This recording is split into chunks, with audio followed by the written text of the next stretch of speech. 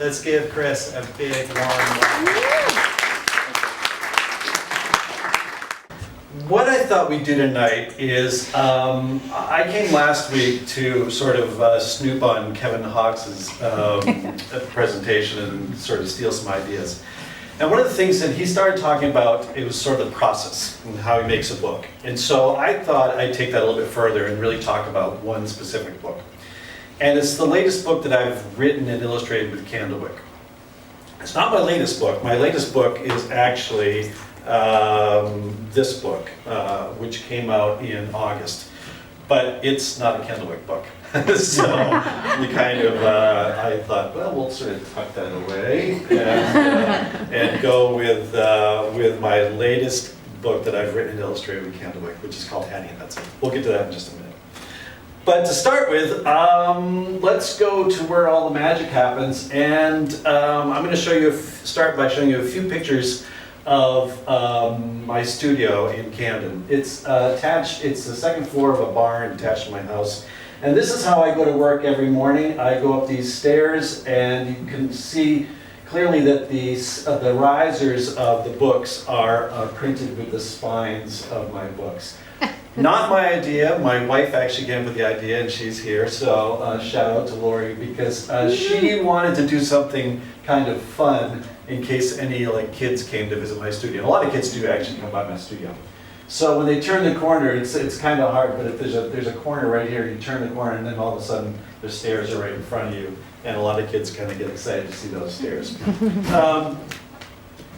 Here's another picture of my studio. This is where I work. You can see in the back, on the back upper left, a big white drawing table. That's where I sit and produce my books. You may see a big, I should have cleaned up before I did this picture, but you may see a big stack of plastic plates on the corner of my table back there. That's what I use for palettes. All the illustrations I do are actually painted. A lot of kids think I use a computer because they're so smooth and flat, but they're all painted in gouache. And so I just use these cheap plastic plates as my palettes. And I keep them throughout the process of making a book because I can reactivate the colors, and then the colors stay consistent throughout. So that's probably a whole stack of palettes with dried gouache on it there. In the back you can see flat files. Below are some books I've collected, mostly from friends, fellow author illustrators. And then you may notice there's some robots along the top of the flat files because I'm sort of obsessed with toy robots. So this is another thing that the kids actually just go right for. But this is where I work every day. And this is another view of the drawing table. And when I'm working on a project, it's usually completely covered with stuff. Quick story, when I ordered this table, I ordered a 6-foot table, and my wife Lori said, "That's ridiculous. What are you going to do with a 6-foot table?" I said, "You'll be surprised when I get working on it, it's going to be covered." Well, when I actually received the table, they actually accidentally sent me a 7-foot table. So I actually have a 7-foot table, and I still get it all covered with stuff. So again, we're going to be talking about Hattie and Hudson tonight. I'm going to take you through the whole process. Now, I just want to preface by saying, I'm not showing you this because I think it's necessarily the correct way, and if you're interested in writing a book, this is the way you should do it. I'm just saying that this is the way it works for me. And so we're going to start right from the beginning, and I'll take you through all the steps. This, by the way, is the finished book cover, and that's with it open because it has a wraparound cover, so you see the back of the cover there as well. So when I start a book, I always start with a piece of paper that looks something like this. And I call it like a story map, story summary. And at this point, I have not even written the story. I haven't written any of the story down yet. But I have figured out what the story is going to be about. And I use this as a way to sort of pace out the story. The very first thing I have to decide is how long a book is going to be. Most children's books are usually around 32 pages. It's usually a multiple of 8 because they print them on big sheets of 8 pages. Most books are 32 pages. Sometimes they go up to 40, sometimes 48. This actually turned out to be a 40-page book because there was too much of a story to fit into 32 pages. So you can see, what I do is I label it all out. You can see way up in the upper corner, end papers, then there's the end paper, the title page, and I lay it all out. And sometimes you might be able to see there's little thumbnail sketches and a small description of what I plan to put on that spread. So the first one, it's labeled 1, 2, it says Henry introduces himself. The next one is Hudson introduces himself.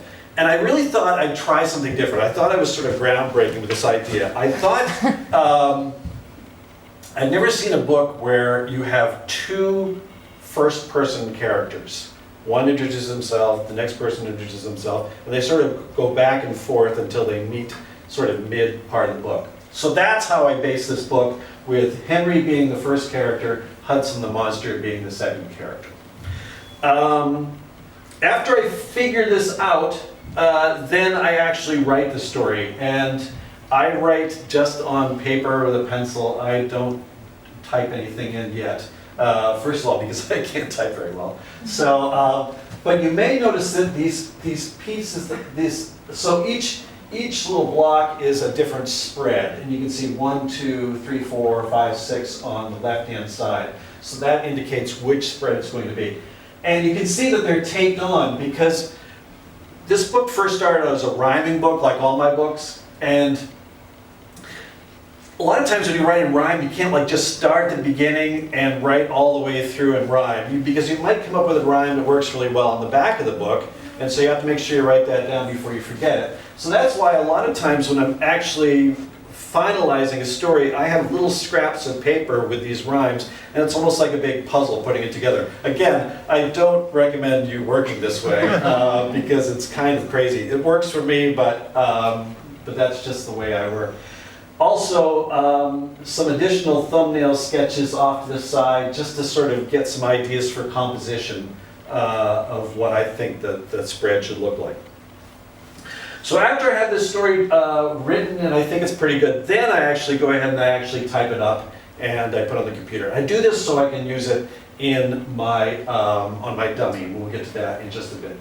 So you can see I'm still making changes at this point. I've crossed out some words and changed some things around, but it's pretty tight. And again, it starts with Henry introducing himself, and then Hudson the monster, and then it sort of goes back and forth. That was my original idea. Now, I was really anxious to get into the sketching of this book, and so I really wanted to sort of figure out what Henry would look like. And so I did a sketch of Henry. And this is the boy I envisioned being the main character of this book, and he's on the back deck of his camp at the lake, because it all takes place on a lake in Maine. And you can see a tree off to the side, and a dock sort of down below. And I was pretty happy with the sketch. I kind of liked the way he was sort of leaning casually and just sort of peering out and introducing himself directly to the reader. But a funny thing happened when I was working on this. I go around to a lot of school visits in Maine and talk about my books. And a lot of kids, especially girls, kept asking me, are you ever going to write a book where a girl's the main character? And I am guilty. Up to that point, I had never done it. I had Mr. Magee, which was my first book, and King Hugo, and Randy Riley, and Jack from the If I Built books. So I had a lot of male characters, and a lot of girls were sort of anxious to see a girl become the main character. I had one funny story at one school I was at. This little girl stood up after class, after my presentation, and asked me if I was going to put a girl as a main character. And it sort of caught me off guard, because at that point, not many kids had asked me. And so I said something I probably shouldn't have said. I was just trying to scramble and think of something, and I said, well, Mercy Watson is a girl. And this girl, she put her hands on her hips and she gave me one of these looks like, you are the stupidest person in the world. She goes, Mercy Watson is a pig. and I was like, I could feel like I'm getting sweaty. And the teacher came running and she goes, technically you didn't write the Mercy Watson books. Those were written by Kate DiCamillo. I said, yeah, that's exactly right. So anyway, I decided to change Henry to a girl, because I thought it would really work well with the story. And so I changed it from Henry and Hudson, that was the original title. And again, I was kind of working on a play of words, Henry Hudson, Henry and Hudson. And I changed it to Hattie and Hudson, that was the title. But you can see on the top, I actually was coming up with some different titles. One was Darcy and Darwin, Rachel and Radcliffe. And then I sort of like the alliteration of the H words, and so you can see a list of girl H names down the side. Haley, Harper, Hallie, Hetty, Heidi, Holly, and then I wrote down Hattie, and that's the one that I really liked. Hattie sounded like a brave girl. I like that name, and I like the name. I like the way the word Hattie worked with the word Hudson. So I had the manuscript, and then of course I had to change the character from Henry to Hattie. And I did some quick sketches, kind of in the same position that we saw Henry in the previous sketch. But they were looking a little too cartoony. And if you've read this book is not as funny as my other books. It has a little bit more of a serious message. And it's an important message, I think. And so I wasn't quite matching the art to the words with these sketches.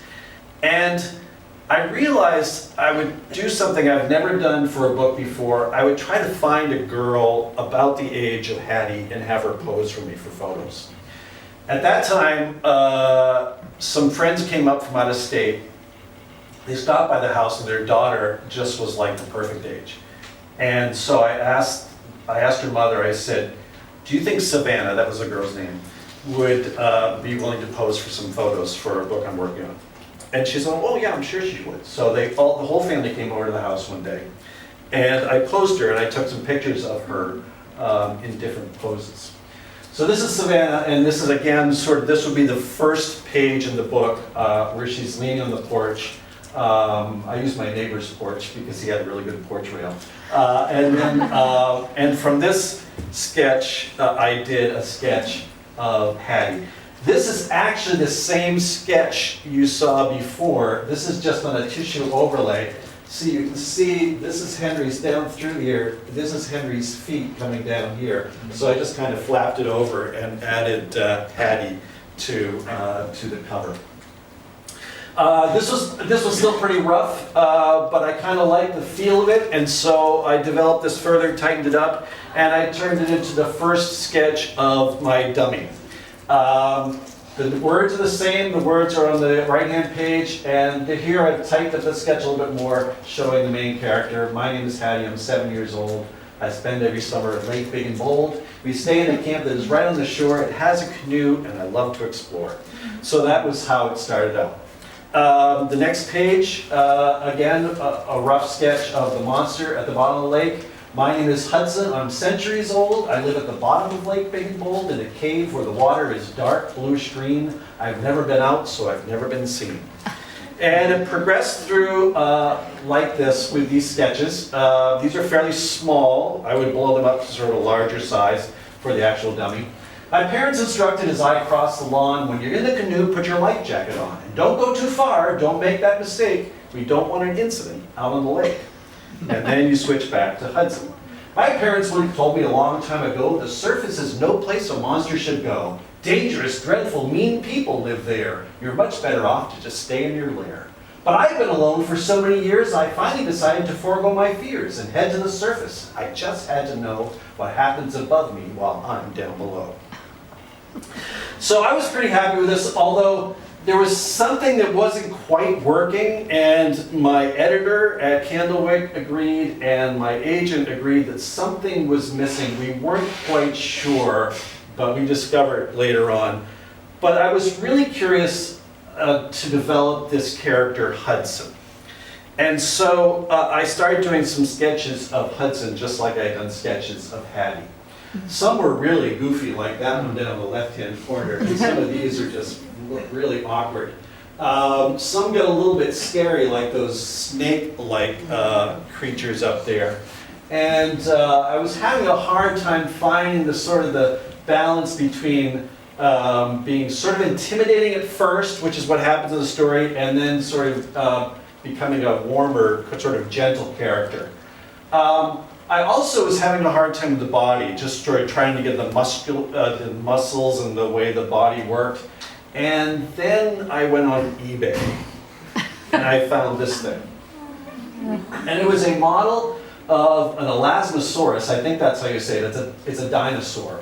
And I bid on it and I bought it, and I really used it for the body. It's kind of dark in this picture, but you can see kind of the ripples of the muscles, and you flip it over, the way the flipper is attached to the body. It was really helpful.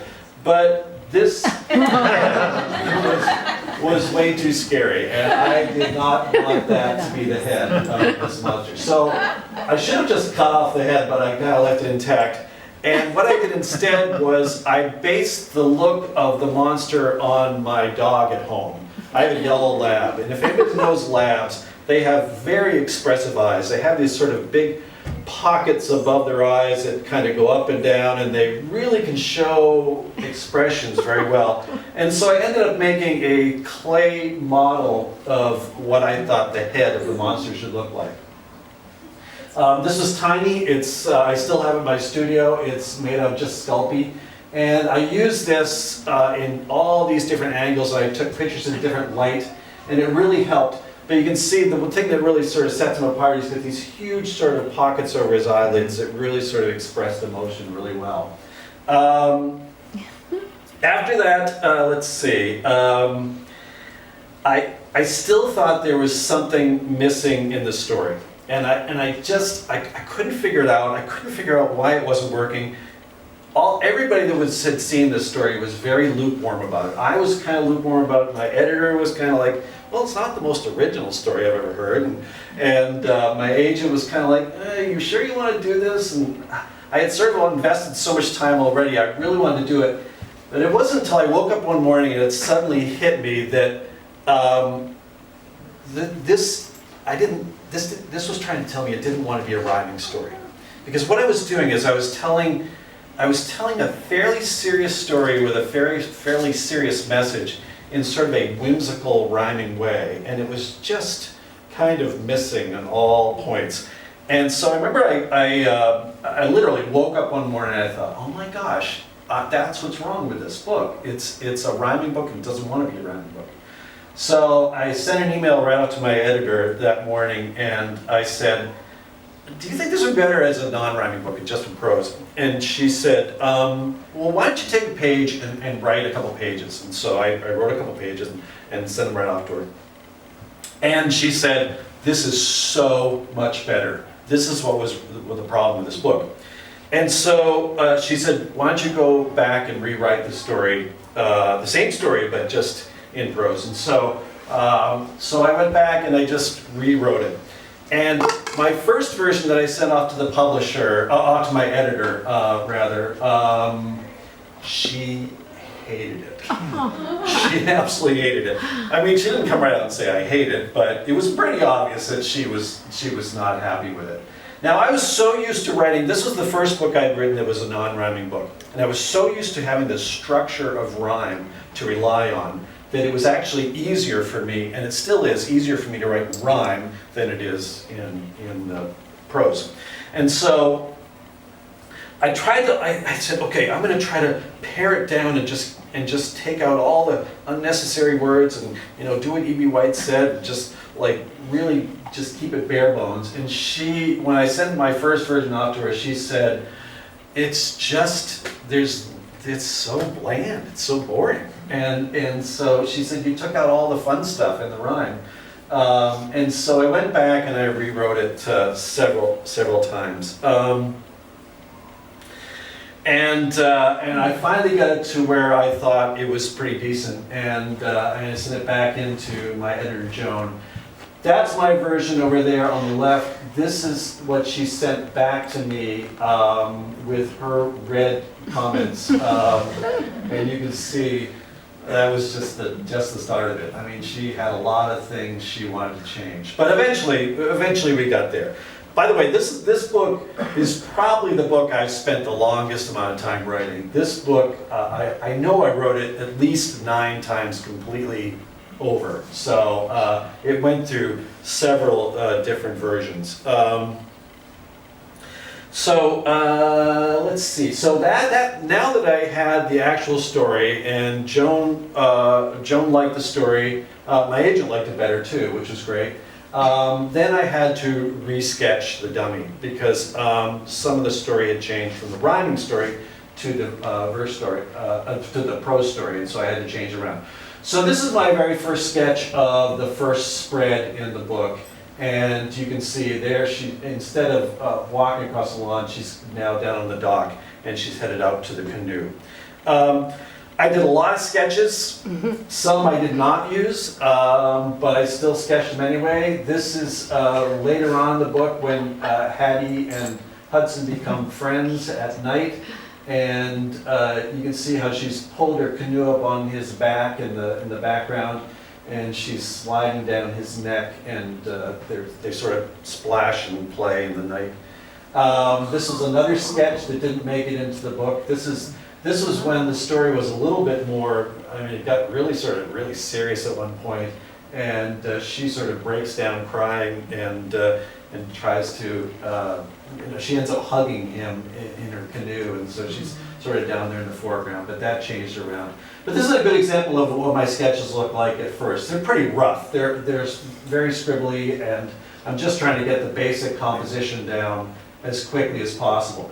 You can see there's always a blank spot because I have to, since the words are incorporated right into the illustration, I have to make sure that I leave space in the illustration for where the words go. And sometimes I do a sketch several times for one specific spread. So in this story, there's a very key moment in the very end of the book to be like this. And it's a little hard to tell what's going on here, but right now I've changed the point of view, so you're right down on water level.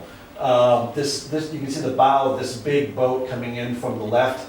That's where the words would fit, right on the side of the boat. You can see some of the people coming forward, and there's Hattie sort of, again, gesturing, and there's Hudson. Now, one thing you want to do in children's books, and I learned this right when I did my first book, is you want most of the action to be going in the direction that a book is read. In other words, you want most of the action to be going from the left to the right. And when you have a situation like this where you have one of the main characters looking back in the opposite direction, sometimes that subliminally kind of halts readers. It kind of puts this little pause in readers. For example, a good example is I wrote an illustrated book called If I Built a Car, and it features this futuristic car that can do all sorts of crazy things in this kid's imagination. Throughout the whole book, the car is always going the same direction as you read the book, and it just sort of flows that way. So I didn't really like the way that Hudson was looking back in the opposite direction, so I changed it around to be like this. So now you have Hudson actually looking back in the direction of the book, and you have Hattie down below. I actually kind of like this sketch. Again, you're still down very close to the water surface. You can see underneath the dock, you can see some of the boats that have come in, and the people are sort of gathered around this dock. The words would go up in the sky. And I developed that further. I tightened that up. And I was almost about to go with this, but I'm not really sure. I can't remember why I didn't use this. Oh, by the way, I always hide Mr. Magee in my books. There's Mr. Magee and his little boat. But I decided not to do this because I guess it was the expression. I wanted to show more of a really good expression on Hudson. And so I decided to change it to something like this. And this is a very small sketch, very quick. I was just trying to get the idea down. Where you had Hudson's head, and the scale is just huge compared to Hattie, who's in his shadow there. And it talks about how some kids eventually sort of warm up and come up and pat Hudson on the nose. I like this composition better, and so I developed that further with a tighter sketch.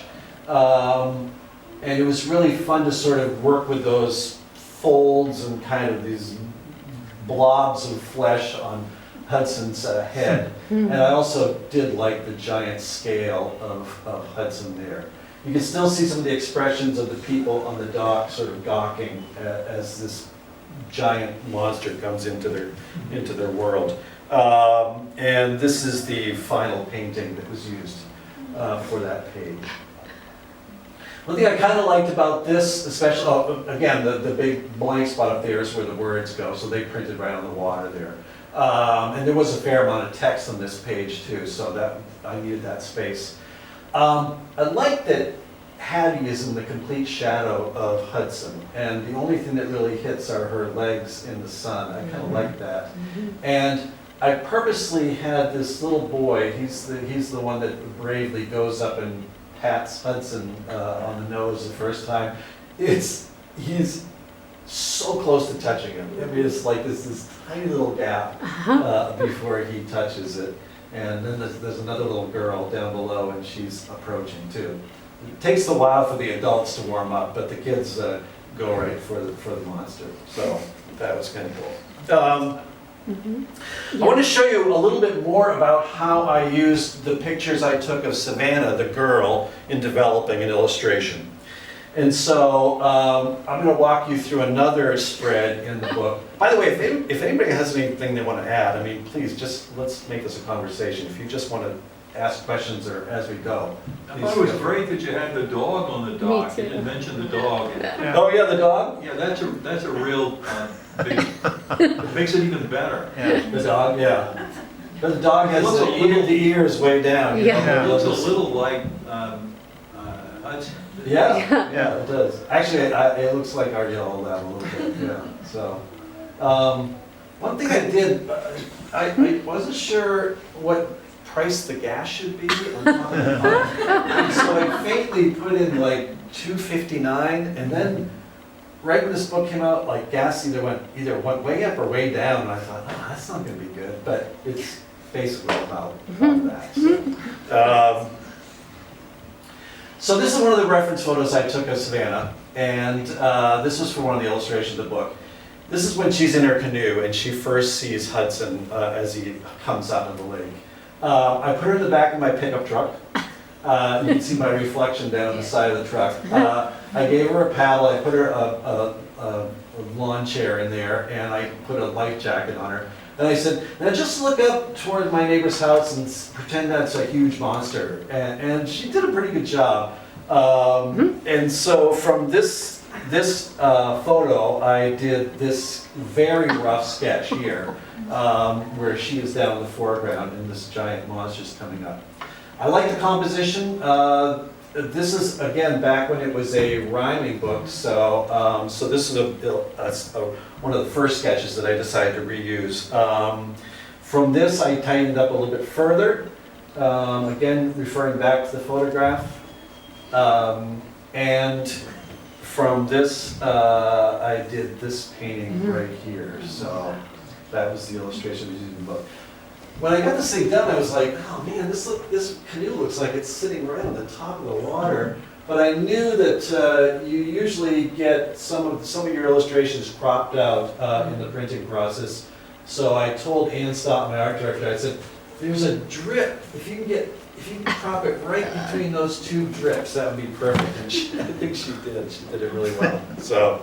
When you talk about going from your first sketch to a tightened sketch, is that on the same drawing or is it a new drawing? No, those are separate drawings. So that's a really, really rough drawing. And then what I usually do is I usually take that and I put on a light box. I have a light box at home for tracing, and then I just tighten it up and keep certain things. Certain things stay about the same, but then I tighten it up. And then I will use this sketch to do the final art. So what I will do, even though this isn't the size of the final art, by the way, all the illustrations I do in most of my books are 115% of print size.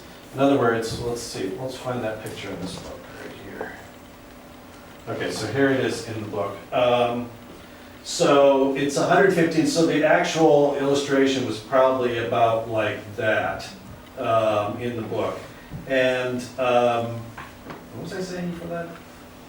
So you're going through the light box process. Yeah, and so what I will do is I will tighten it up, and then I will blow that up on my Xerox machine to the size of the original, the illustration I'm going to paint, and then transfer it to illustration board and paint from there. So. That sounds simple, and it probably is. Chris, how did you determine the scale of the dinosaur? I wanted to be imposing, but the story, if you haven't heard the story, it's this girl goes out on the lake and she's just so happy. She loves to go out and explore things. And she starts singing one day, and this monster, who's always been afraid to go up to the surface down below, hears her singing and is drawn by her singing and goes up. But I wanted to be really large. I wanted to be really imposing, and because the story is, at first the people are extremely scared of it. They think it's harmful, and so it couldn't be just like a wimpy little monster. Yeah. But as far as scale, well, there is a picture toward the end of the book where she actually is on his head and she slides off his nose onto the dock. So it had to be that perfect scale for that. So there's that.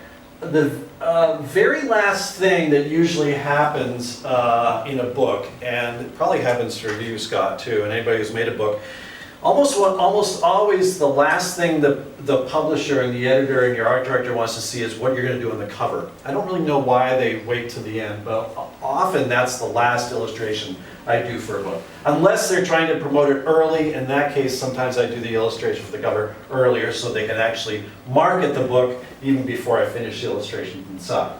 But in this case, I did, the cover was the last illustration I did. And this was a little very quick note that I made when I was meeting at Candlewick with my art director and my editor. And this sketch right here is a sketch that Ann Stott, my art director, did. She said, I don't know, I'm thinking kind of like a wraparound cover. Maybe the head comes up and maybe there's Hattie in the canoe and they're sort of looking at each other. And so she said, just an idea. And so I sketched one a little bit different up top. And then when I got home, I had to send some different ideas in for the cover. I sent 4 cover sketches in initially, although I did a lot more sketches. These were some I did not use.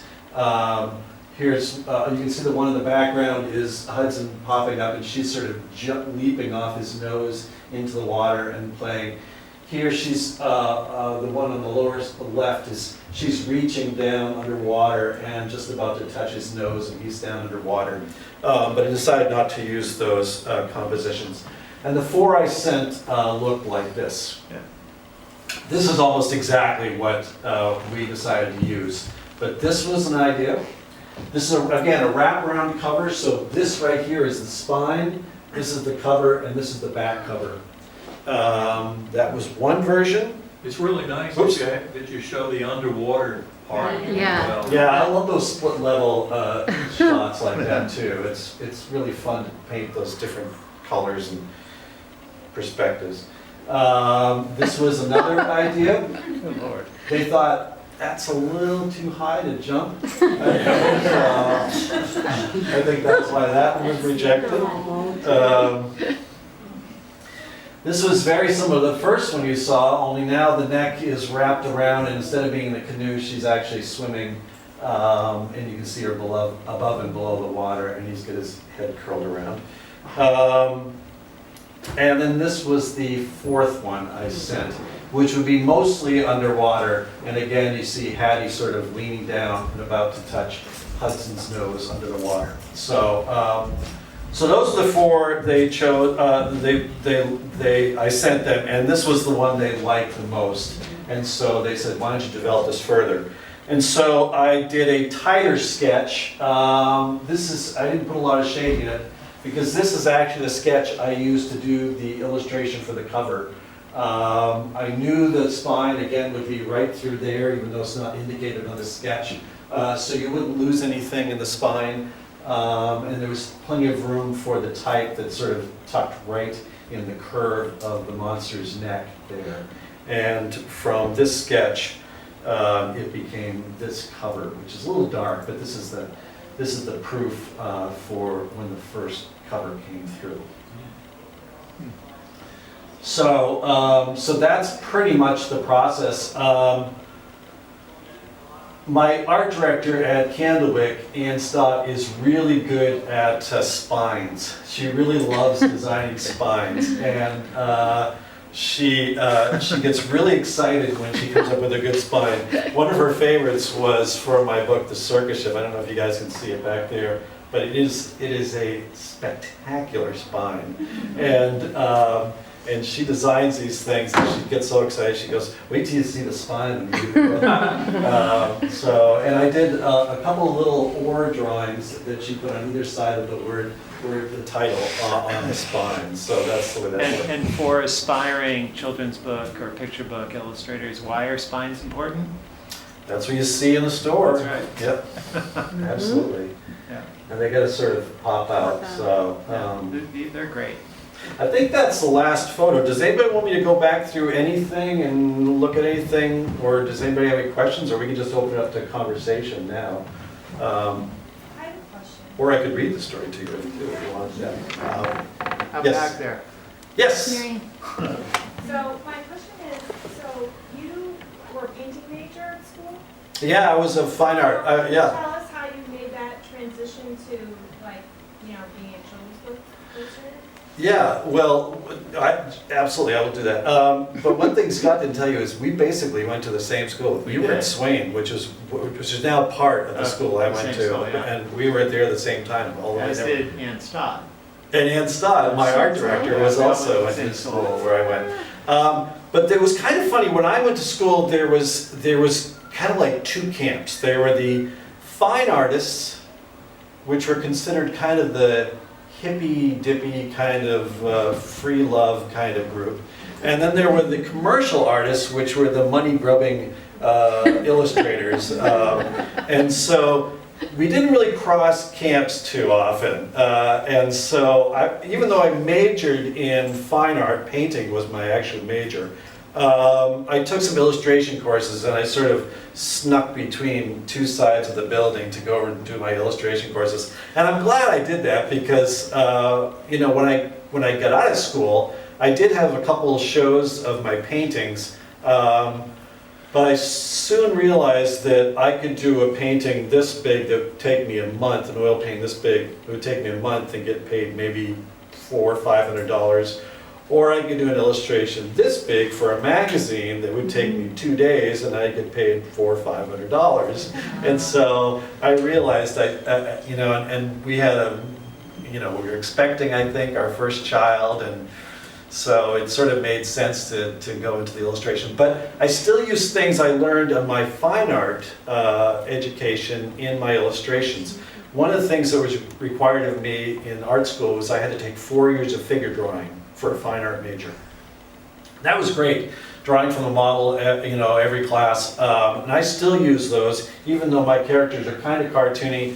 If you don't pay attention, before you know it, you've put 6 fingers on somebody's hand. So it actually did happen.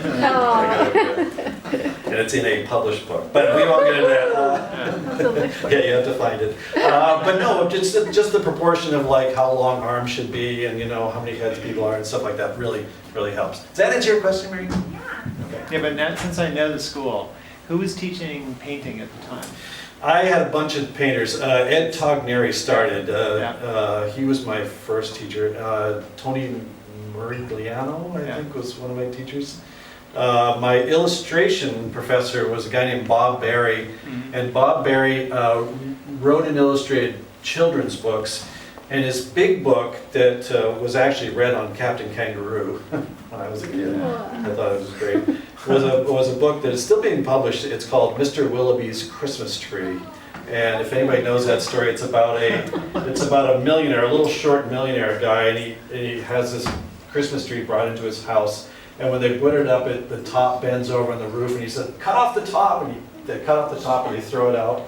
And then a bear family comes along, and they find that Christmas tree. They bring it to their den. They put it up. It's too tall. They cut off the top, and it goes all the way down to a little mouse that gets the very tippy top of the mouse. And he comes back in to take it to his house, and it's in like a little, those classic little holes in the baseboard of Mr. Willoughby's house. So it's just a great story. So that is my. Yeah, I think it was a rhyming story. Yeah. Do you know that book? Maybe. Yeah. She does. So anyway, yes. Can you talk a little bit about picking gouache? Yeah, okay, so gouache. Does anybody, you've heard of gouache, right? You guys heard of gouache? Okay, because when I go to schools, I say, it rhymes with squash, that's how you remember it.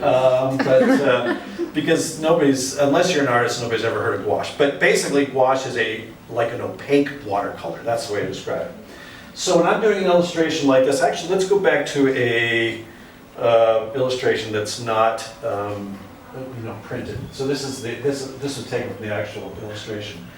So when I do a gouache, an illustration gouache, I usually start with the background first, and that would be the sky, and that's done with a lot of water. So if you add a lot of water to gouache, you can have these big washes, and I mix a yellow, a pale yellow, and a blue, and then I paint from the horizon up, very wet, very quickly with a big brush, yellow, until it sort of runs out and it's still wet, and then I clean the brush and I start blue from the top and I go down until they blend, and then I just hope and pray that it comes out perfect, and sometimes that's the scariest part of doing illustration.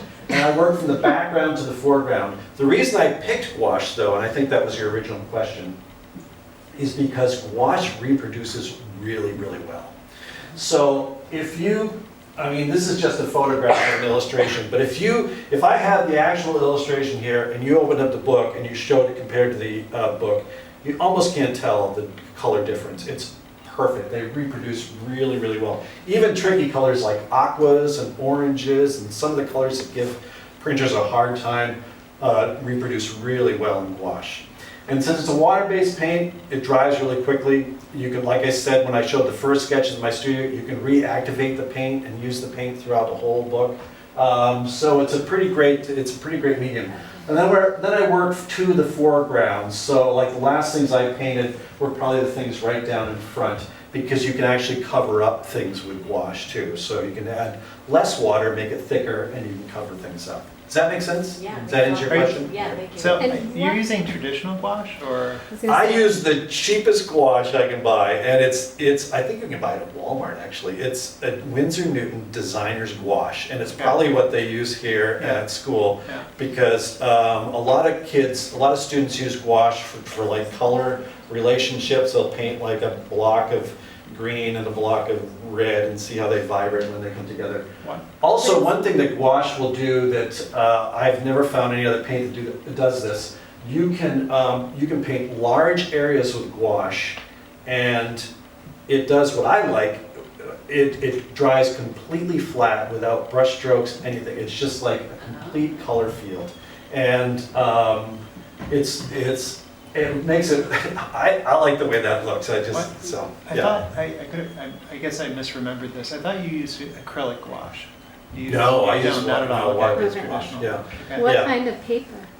So the board is actually a Crescent cold press illustration board. Illustration board, for lack of a better term, is kind of like really nice cardboard. It's thick. It has a paper surface. I like some that has a little bit of a tooth, a little bit of a texture to it, so it takes the paint really well.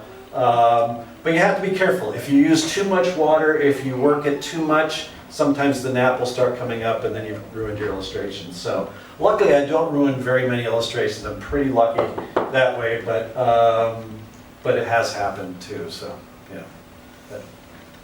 Yes? Chris, what's your time frame on something like this? You said this one was the longest. So from beginning to end, how long do you spend working on a book? Oh, jeez, I don't. You know what? When I went back and I was photographing these things, and I pulled out this big file. I think the very first thing I showed you, that story map. I think. Oh no, that's not it. One more. Sorry, Beck. Sorry.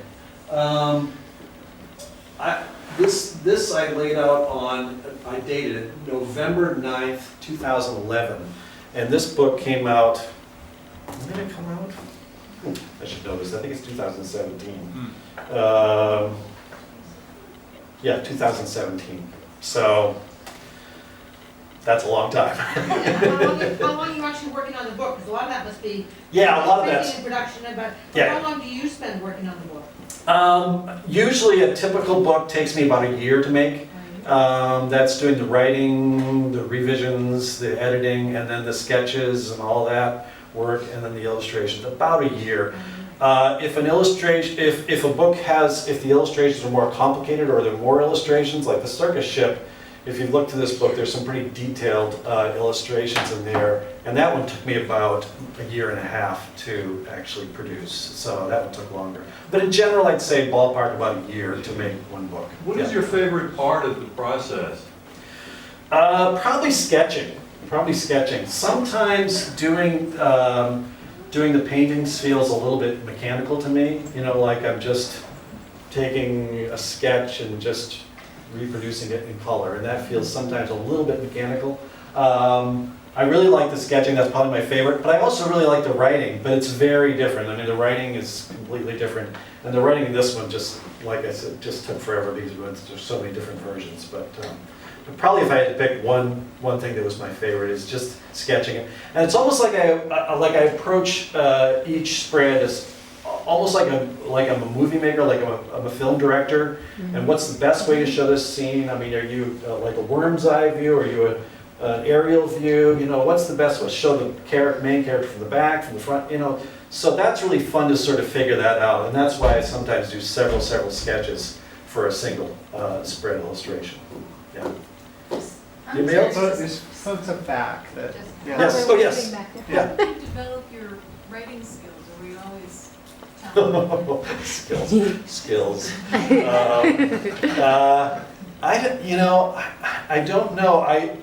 When I write in rhyme, I really try to make it just flow and scan really easily. And that's one thing I really work hard on when I'm writing a book. This one was a totally different thing, and like I said, I really screwed up the first version and had to, change it around several times. I still think of myself as an illustrator who sometimes writes as opposed to a writer who illustrates, because I was started out as an illustrator. But to hone my skills, I don't know. That's kind of a tough. I think you read a lot. You love. I did read a lot. I read a lot when I was doing this, the rhyming books. I read a lot of Seuss, and the amazing thing about Seuss is, I know some people think the books are too long and they get a little boring and stuff, but his lines just scan beautifully. I mean, you rarely get hung up on a line in a Dr. Seuss book, and so so I really work hard on rhyming stories to just have the words just flow, and I have people read it. I read it in different ways, like maybe somebody's going to emphasize this word instead of this word, and so I read it over and over again, and sometimes it's just swapping words. But rhyme is much more than syllable count and rhyming words on the end. It's almost musical in a way. There's a beat to a rhyming story. In other words, you might say, well, I'll give you an example. The Circus Ship was, I think, one of my better rhyming stories. And I sort of base this on a sea shanty, those old sea shanties. So if you listen, there is a beat to it. 5 miles off the coast of Maine and slightly overdue, a circus ship was steaming south in fog as thick as stew. So you can kind of get the beat there, and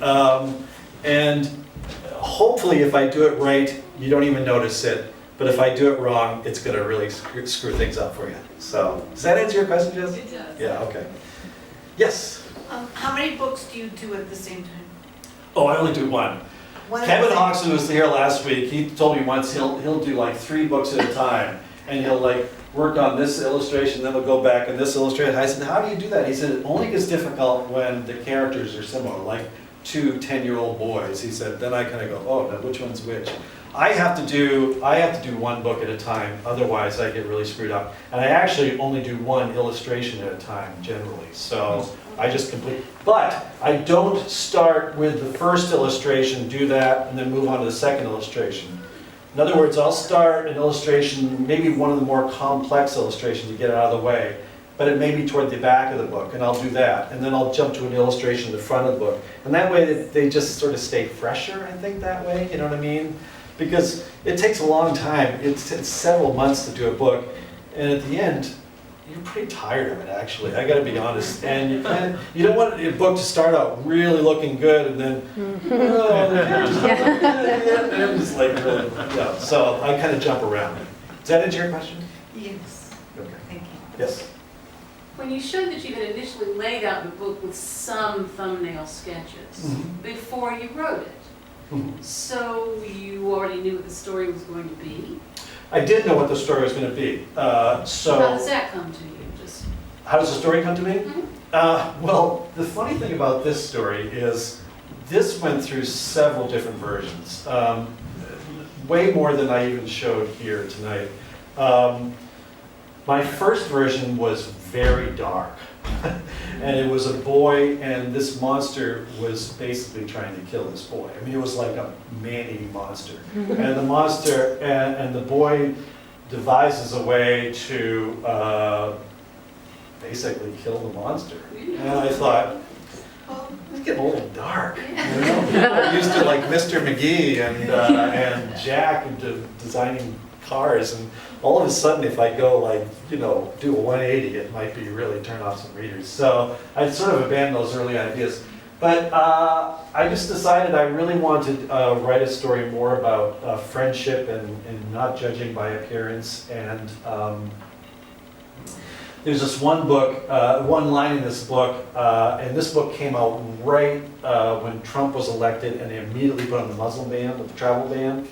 And there's one line that basically it just addresses that perfectly. And one reviewer said, "It's so timely. This he didn't know that the reviewer didn't know that I had worked on this like way before." But yeah, I mean things like this. I don't know if you can see that sketch up there. It says "Monster delivers boy to dock." Again, it was a boy at the time. okay. So that thumbnail didn't change much from the actual book. Let's see if I can find it here. Okay, so there's the Oh. there's the illustration, and delivering Hattie to the dock, and that's what it looked like. So it was almost the same. And but- about that location in the book. Yeah, exactly. So I do have to pace it, but this was really, at this point, I'm really just sort of, I haven't written the actual words for the book, but I'm pacing it out so it gets exciting when it's supposed to get exciting, and resolve and, you know, introduce characters and do all the things in a sort of a traditional story arc. Does that make sense? Yes, thank you. Anybody else? Yes? Do you do like any freelance illustration work when you're doing books, or do you do like finance? I used to do a lot of magazine work, and I rarely do magazine work now. I mean, I did just do a job for Down East that came out this summer, just a little job. They called me up, and I said, yeah, I got spare time, so I did it. But it's mostly books, and right now I think I have, let's see, I got 5 books waiting for me to illustrate, so I get a lot of work. I get a lot of work to do. So, but it's great. I mean, I'm happy. I'm not complaining. I mean, like my wife says, I get to color for a living, so it's not bad. Yeah. Yes. Did the story, when did Henry become Hattie in terms of the darkness of the story? Did it lighten up and then you changed it to Hattie, or did you figure it out? Yes, no, it had lightened up. It had lightened up because this is basically the story that was published. But this is when I was still thinking it was Henry. But the real dark ones that I hope I should destroy them because they're on fire.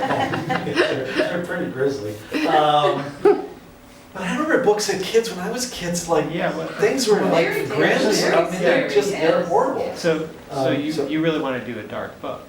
Maybe. Maybe. You heard it here first. Yeah. But so but it also made sense for it to be a girl because she's a brave girl. She's even the name, I think, Hattie kind of has a brave quality to it. And I also thought, you know, I don't think a lot of boys are gonna be turned off to this book because there's a girl main character, because there's also that big monster there. So, so I thought it would appeal to both boys and girls. And I haven't had any boys complain that it's a girl as the main character. Because I did hear one thing when I was first starting out. I don't think that's so much the case now, but one thing that sort of scared me when I first started out, someone told me once that girls will read books with boys as the main character, but boys won't read books with girls as the main character. And so that's why a lot of my earlier characters are boys or men. And but I'm not sure that's really the case now. I think it can go. It might still be more than you think. Yeah, it might be. It might be. So So you take a few, couple. yes, yes. I'm curious to know, how does a children's book illustrator, a children's book author, get paid? Do you get, in the industry, is there like do you get some money in the beginning to work to do it, and then do you get royalties afterwards? Yeah. How does it? That's exactly what happens. So what happens is right now, if I sign a contract to do a book, in other words, my agent usually sends me the story that he receives from if I'm illustrating somebody else's story. So I'm sending a manuscript, I agree to do it, I sign a contract, I get paid sometimes a third of an advance when I sign the contract. And then another third when I deliver the sketches, and another third when I deliver the final art. And an advance is a chunk of money that you get, and you don't have to return that. So even if you don't earn it off, you still get that money, which is nice. So some agents want to get their clients, their author illustrators, a big advance because they'll have that money and they want to return it. But the problem with that is sometimes an advance is, let's say you get $40,000 for a book, right? Your royalties have to add up to $40,000 before you start receiving royalties on that book. Do you understand? So if you come up with a book that's really popular and it earns off in advance really quickly, that's great. You get royalties and you continually get royalties as long as that book sells. But if you come out with a book, and I have several, that I've gotten a fairly good advance, but they haven't earned off their advance, and I know 2 books I did recently will never earn off their advance. I just know it. And so I got paid that chunk of money up front, and that's it. I know I won't get advance, I won't get royalties on that. But that's the way it works. It's an advance on a royalty, and then once that's earned off, then you get royalties. And royalties are usually paid twice a year by each publisher. So that's the way it works. Yeah. And what percentage is a royalty? Royalties are, what percentage are royalties? They vary. Usually they're, God, I'm blanking. I think it's like 5%? 5%? It can be as low as 3 point, I was gonna say 3.5 Yeah. 5 to 7. Yeah. Depending. You negotiate. You can negotiate some of that against your royalty. Yeah, Well, your advance. Your advance. Yeah. yeah, That's what I meant to say. yeah. It's kind of tricky. Does that make sense? Those go on into perpetuity, right? So if Dr. Yeah. Seuss, if Cat in the Hat's still being published, Oh, yeah. somebody's Oh, yeah. still getting. Somebody's Yeah. still getting those, Somebody's still yeah. getting royalties on Cat in the And a Hat. really interesting story about advances in payment is Margaret Wise Brown, who of course wrote Goodnight Moon. Some of you guys might know the story. But she didn't have any children, and so she left the royalties to Goodnight Moon to a young boy that lived out in Vinyl Haven, where she lived at the time. And he's now a grown man, and he's still getting all the royalties for Goodnight Moon. And he's been able to live very comfortably on the royalties from Goodnight Moon. And there's an article, I think, in the New York Times about that several years ago. It was fascinating. Yeah. So It's like- maybe 2 more questions? Yeah, go ahead. Yes, have you read all of E.B. White's work, and if so, did you draw any inspiration from him or ideas from him? I've read the major E.B. White books, like Stuart Little and Charlotte's Web and The Trumpet of the Swan, but I haven't read all his essays and things like that. I like E.B. White because his writing is so quirky in some ways. I mean, especially, my favorite is Stuart Little, and it's so weird when I read it. It's just, but it's just, you know, all of a sudden there's this little mouse who's like born to this human parent. So that's kind of weird. And then later on, he goes off and he has a little car. I don't know where the car comes from, but he gets a little car and he drives into town. And he meets this little woman who's about this tall, but she's like a little human woman. And he starts dating her. And it's just, you know, it's like, I don't think I could get away with that, but he was so good. And it just makes sense. And so I like EBY just for the quirky. And of course, the writing is just so effortless and it's so perfect and simple. So. I haven't read the 3 major children's books. So one more. Yes. When you're not illustrating your own book, how do illustrators and writers get together? Oh, good question. I've done 10 books of my own, so I've written and illustrated 10 books. If I Built a School is my 10th book that just came out. But I've illustrated 14 other books for other authors, mostly Kate DiCamillo, who came up with this character, Mercy Watson the pig. And I was really lucky to get this. I got this job because the art director at Candlewick, Ann Stott, had seen my first 2 books featuring Mr. Magee. These were published by Chronicle Books out in San Francisco. And she liked these stories, and I didn't know this until she told me years later, but she said she would go to all the editorial meetings with the Mr. Magee books because she really wanted to work with me on a project, which is very nice. I had no idea this was going on. And editorial meetings are where the editors present manuscripts and the art directors try to figure out who they think should best illustrate the stories.